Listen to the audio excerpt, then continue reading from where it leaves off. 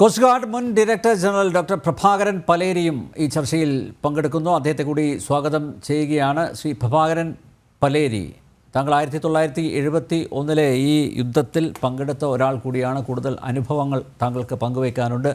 December 16 Vijay ദിവസിൻ്റെ പ്രസക്തിയെപ്പറ്റി പ്രേക്ഷകരോട് ഒന്ന് ഹ്രസ്വമായി വിശദീകരിച്ചാൽ നല്ലതാണ്. ഒപ്പം ബംഗ്ലാദേശിനെ പാകിസ്ഥാനിൽ നിന്ന് മോചിപ്പിക്കാൻ നമ്മുടെ സൈന്യം നടത്തിയ ഇടപെടലുകൾ, അവരുടെ സംഭാവനകൾ, ജീവത്യാഗം, അവരനുഭവിച്ച വേദനകൾ എന്നിവയും ഒന്ന് പരാമർശിച്ചാൽ നന്നായിരിക്കും.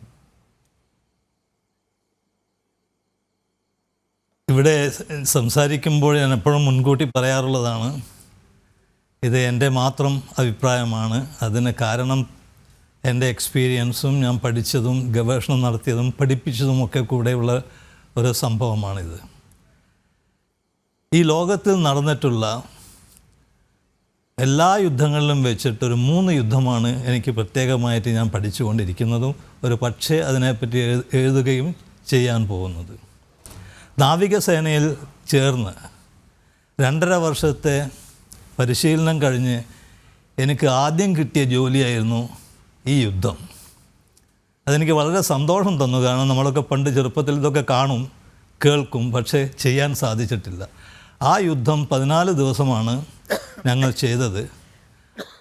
ഇന്നത്തെ ദിവസം, അതായത് 16-ാം തീയതി, വാസ്തവത്തിൽ അറബിക്കടലിലായിരുന്നു ഞാൻ, വളരെ ദൂരെ, ബോംബെയിൽ നിന്നും വളരെ ദൂരെ. അപ്പോൾ ആ ദിവസം ഇപ്പോൾ ഓർമ്മ വരികയാണ്. അതിൽ നിന്ന് ഞാൻ മനസ്സിലാക്കുന്നത് എന്താണെന്ന് വെച്ചാൽ, ഇത് ലോകത്തിൽ ഇതുവരെ ഉണ്ടായിട്ടുള്ള യുദ്ധങ്ങളിൽ വെച്ചൊരു പ്രത്യേകതയുള്ള യുദ്ധമാണ്. അതെന്താണ് പ്രത്യേകത എന്ന് ഞാൻ ഇവിടെ പറയുന്നില്ല. അന്ന് ഞാൻ മനസ്സിലാക്കിയത് ബംഗ്ലാദേശിന് വേണ്ടിയാണ് നമ്മൾ യുദ്ധം ചെയ്യുന്നത് എന്നായിരുന്നു. അതായത് ബംഗ്ലാദേശിലെ എല്ലാ ജനങ്ങൾക്കും വേണ്ടിയായിരുന്നു യുദ്ധം ചെയ്യുന്നു എന്ന് മനസ്സിലാക്കിയത്. കുറച്ച് കഴിഞ്ഞപ്പോൾ ആണ് മനസ്സിലായത് അത് ഞാൻ വിചാരിച്ച മാതിരി ആയിരുന്നില്ല എന്നുള്ളത്. അതെങ്ങനെയാണ് ഞാൻ മനസ്സിലാക്കിയതെന്ന് വിചാരിച്ചാൽ, അവിടെ ഉള്ള ആദ്യത്തെ നേവൽ ഉദ്യോഗസ്ഥന്മാരെ പരിശീലനം കൊടുക്കാൻ എന്നെ ഇന്ത്യൻ നാവികസേന നിയോഗിച്ചപ്പോഴാണ്. അവരിൽ നിന്നാണ് ഞാൻ മനസ്സിലാക്കിയത് ബംഗ്ലാദേശിലെ ഒരു വിഭാഗം ജനങ്ങൾ അതിനെ എതിർക്കുന്നു, അവർക്ക് പാകിസ്ഥാൻ്റെ കൂടെ താമസിക്കണം, അവർക്ക് വേണം എന്നുള്ള ഒരു പ്രത്യേക വിഭാഗം ഉണ്ടായിരുന്നു. എനിക്ക് മെല്ലെ മെല്ലെ മനസ്സിലാകാൻ തുടങ്ങി. അതായത് ഏത് സംഗതി നടന്നാലും 2 അഭിപ്രായമുണ്ടാവും. അപ്പോൾ ബംഗ്ലാദേശിൽ തന്നെയുള്ള ഒരു വിഭാഗം ജനങ്ങൾക്ക് പാകിസ്ഥാൻ്റെ കൂടെ കഴിയുവാനായിരുന്നു ഇഷ്ടം എന്ന് എനിക്ക് പിന്നീട് മനസ്സിലായി. അത് വളരെ കാലത്തിന് ശേഷം പല വിധത്തിലും എനിക്ക് മനസ്സിലാക്കാൻ പറ്റി. എൻ്റെ പുസ്തകങ്ങളിൽ ഞാൻ എഴുതിയിട്ടുണ്ട്. മെജോറിറ്റി ഓർ മൈനോറിറ്റി, അത് ഞാൻ മൈനോറിറ്റി എന്നുള്ള വാക്കുകൾ ഞാൻ ഉപയോഗിക്കാറില്ല. കാരണം അതുമായിട്ട് എനിക്ക് കുറച്ച് അഭിപ്രായ വ്യത്യാസമുണ്ട്. മൈനോറിറ്റി എന്ന് നമ്മൾ പറയുന്നത് അവിടുത്തെ ഹിന്ദുക്കളെയാണ്. അതിനെപ്പറ്റി ഞാൻ പറയാൻ ആഗ്രഹിക്കുന്നില്ല. അവിടെ തന്നെയുള്ള ഒരു വിഭാഗം ജനങ്ങൾ, അതിൽ മൈനോറിറ്റി ഹിന്ദുക്കളുണ്ടാകാം, ബാക്കിയുള്ള മതക്കാരുണ്ടാകാം. നമ്മുടെ നാട്ടിലും അതുകൊണ്ട്, അമേരിക്കയിലുമുണ്ട്, ലോകം മുഴുവനുള്ള എല്ലാ രാജ്യങ്ങളിലും ഈ ബൈപോളാർ, ഇരട്ട ധ്രുവങ്ങൾ ഉണ്ട്. ഒരു വിഭാഗം ഗവൺമെൻറ്റിനെ വിമർശിക്കും, ഒരു വിഭാഗം ഗവൺമെൻറ്റിൻ്റെ വിഭാഗം അവർ ചെയ്യുന്നത് ശരിയാണെന്ന് പറയും.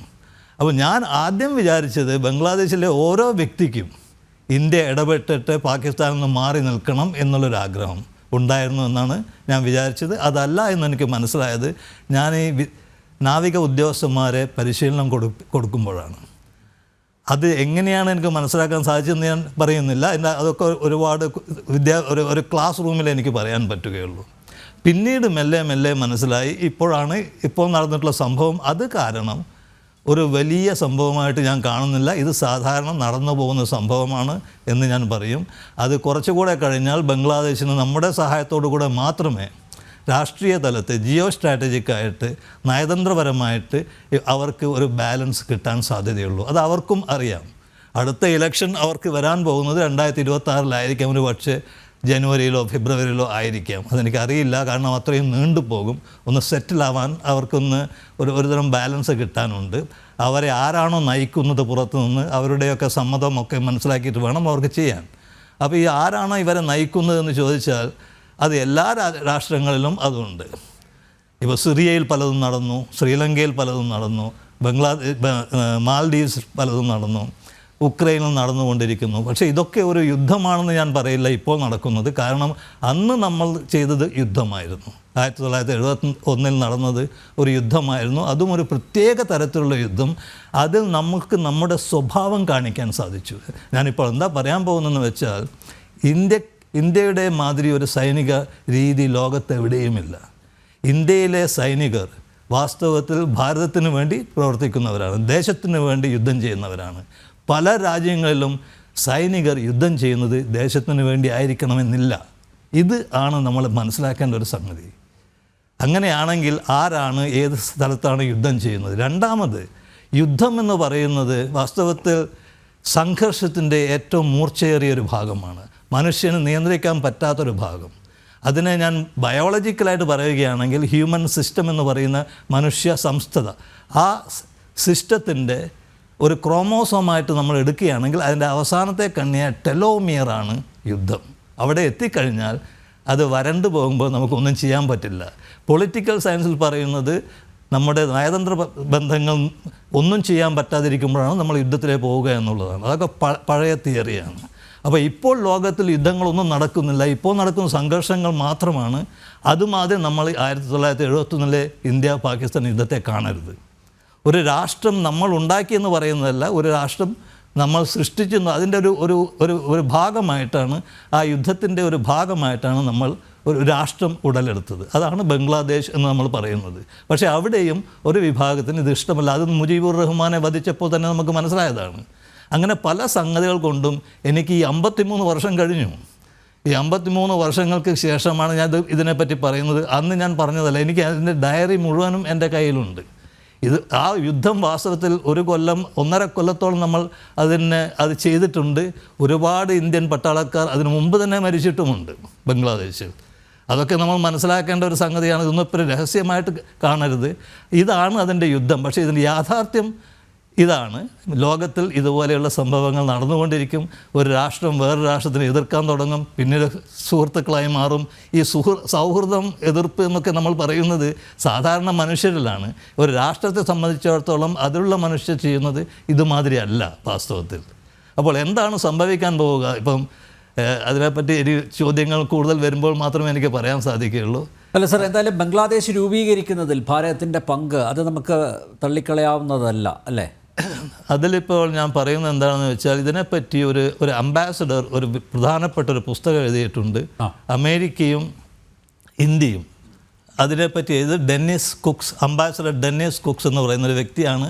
അദ്ദേഹം പാകിസ്ഥാനും അമേരിക്കയും തമ്മിലുള്ളൊരു പുസ്തകവും എഴുതിയിട്ടുണ്ട്. അതിൽ പറഞ്ഞിരിക്കുന്നത് വളരെ വാസ്തവമാണ്. അതിൽ വായിച്ചു കഴിഞ്ഞാൽ നമുക്ക് മനസ്സിലാകും എന്താണ് ഈ യുദ്ധത്തിന് കാരണം, എങ്ങനെയാണ് സംഭവിച്ചത്, എന്തൊക്കെ പ്രശ്നങ്ങളാണ് ഇന്ത്യക്ക് വന്നത്. അന്ന് അമേരിക്ക ഇന്ത്യയുടെ ഭാഗത്തായിരുന്നില്ല. ഇന്നും ഒരു രാഷ്ട്രവും ഒരു രാഷ്ട്രത്തിൻ്റെ ഭാഗത്താവില്ല. നമ്മൾ അന്യോന്യം നയതന്ത്രപരമായിട്ട് പെരുമാറിയിട്ട് അവരെ നമ്മുടെ ഭാഗത്ത് കൊണ്ടുവരാൻ, അവരുമായിട്ട് ബന്ധപ്പെടുകയാണ് നമ്മൾ ചെയ്യേണ്ടത്. പല സംഗതികളും ഈ യുദ്ധത്തെ പറ്റി പറഞ്ഞിട്ടുണ്ട്. അപ്പോൾ നമ്മൾ യുദ്ധത്തിനെ പറ്റി പറയുകയാണെങ്കിൽ 1971 യുദ്ധം പറയുകയാണെങ്കിൽ ഒരുപാട് എനിക്ക് പറയാൻ സാധിക്കും. പക്ഷെ അതിനെപ്പറ്റി എല്ലാം നമ്മൾ ചർച്ച ചെയ്യുന്നത് ഇപ്പോൾ. അപ്പോൾ അങ്ങനെയുള്ള അവസ്ഥയിൽ 2021 അവസാനത്തെ യുദ്ധം എൻ്റെ കണക്കിൽ നടന്നിട്ടുള്ളത്. നമ്മുടെ അസർബൈജാനും അർമേനിയയും തമ്മിലുള്ള യുദ്ധം, അത് നിർത്തിയത് പുടിനായിരുന്നു. അതിനുശേഷം വന്നത് മുഴുവൻ സംഘർഷമാണ്. ഇതൊന്നും യുദ്ധത്തിലേക്ക് ഇനിയും പോയിട്ടില്ല. ഇപ്പോൾ നടക്കുന്ന 1, 2, 3 സംഭവങ്ങൾ. അപ്പോൾ പക്ഷേ 1971 യുദ്ധം അത് ശരിക്കുമുള്ളൊരു യുദ്ധമായിരുന്നു. അതാണ് ആഗസ്റ്റ് 9 മറ്റോ ആണ് 1971 ഇന്ത്യയും സോവിയറ്റ് യൂണിയനും തമ്മിൽ ഒരു ഉടമ്പടി നമ്മൾ സൈൻ ചെയ്തിട്ടുള്ളത്, ഒപ്പിട്ടിട്ടുള്ളത്. അതിന് മുൻപ് നടന്ന സംഗതികളാണ് ഈ യുദ്ധത്തിലേക്ക് അതിനെ നയിച്ചത്. അവിടെ വെച്ചിട്ട് അതുകൊണ്ട് തന്നെ ഡിസംബർ 16 വിജയ ദിവസമായി ആചരിക്കാനുള്ള അവകാശം ഭാരതത്തിനില്ല എന്നാണല്ലോ ഇപ്പോൾ ബംഗ്ലാദേശിലെ താൽക്കാലിക ഭരണകൂടത്തിൻ്റെ ഉപദേശകം പറഞ്ഞിരിക്കുന്നത്. അത് നമ്മുടെ ഇന്നത്തെ ചർച്ചാ ഇഷ്യൂ അതാണ്. അതെ, അത് രാഷ്ട്രീയ സംഭവമായിട്ടും നോക്കുകയാണെങ്കിൽ അത് അവർക്ക് പറയേണ്ടി വരും. കാരണം അവർ മറ്റേ ഭാഗത്താണ്. അവർക്ക് പാകിസ്ഥാനോടായിരുന്നു അന്നും ഇന്നും കൂടുതൽ എന്ന് ഞാൻ പാകിസ്ഥാനോടാണ്. അപ്പോൾ അവർക്കത് പറയാം. അത് രാഷ്ട്രീയമായിട്ടുള്ള സംഗതിയാണ്. ഞാനിവിടെ ചർച്ച ചെയ്യുന്നത്, ഞാൻ സംസാരിക്കുന്നത് യുദ്ധത്തിനെ പറ്റിയാണ്.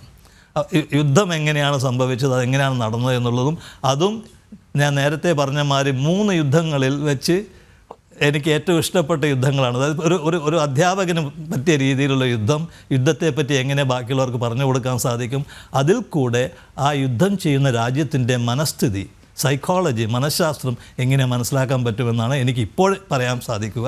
അത് ഒരു പഠന വിഷയമാണ്. അതേസമയം ബംഗ്ലാദേശിൻ്റെ കാര്യത്തിൽ പറയുകയാണെങ്കിൽ, ബംഗ്ലാദേശ് എന്ന രാജ്യം അന്നുണ്ടായിരുന്നില്ല.